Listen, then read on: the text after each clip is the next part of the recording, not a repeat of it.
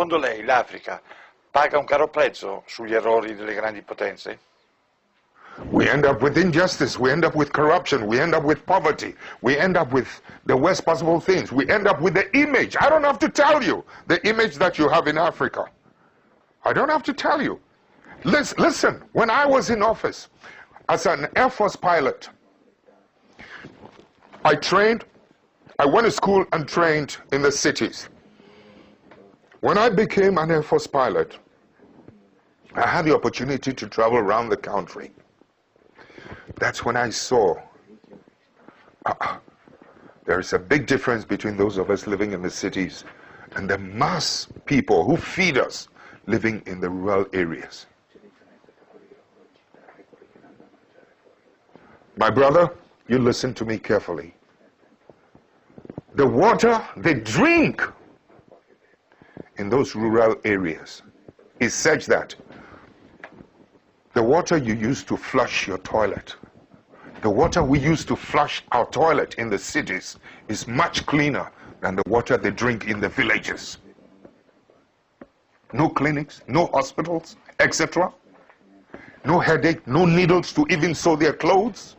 That's when I began to see the parasitic relationship between our cities and this thing. I mean, I've seen too much injustice in my country when I decided enough was enough. When some of us began to decide that something has to be done about it. When we emerged into political office, you know something? Electricity used to be limited to only 27% of the country.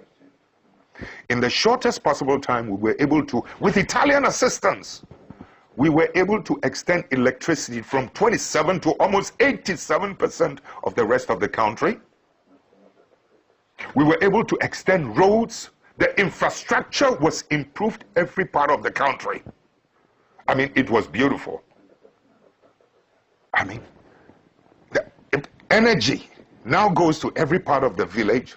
Children can now go to school and can learn at night, so that my children living in the city will not have an advantage over that child in the village. My child has no superior, was not born with anything superior than that child in the village. But so long as that child in the village is denied and deprived of electricity to learn at night and good water, etc., my child in the city will always have the advantage over the ones in the rural areas. I've been to school where rural students were doing better with the passage of time than those of us in the cities. Please, I know the potential of humanity. So when you're talking about the effects of some of these things, sometimes, you know, these superpowers must learn to accommodate and to live and to accept patriotic leadership, patriotic citizens.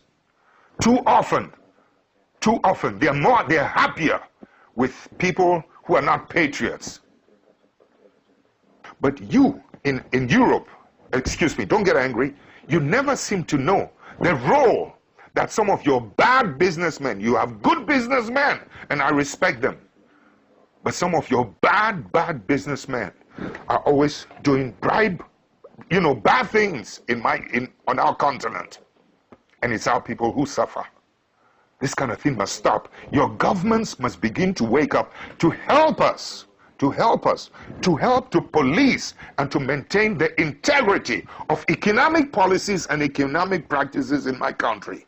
Your country must help us to protect the judiciary in my country. Your country must help us to police and to monitor and to protect the political integrity in our continent.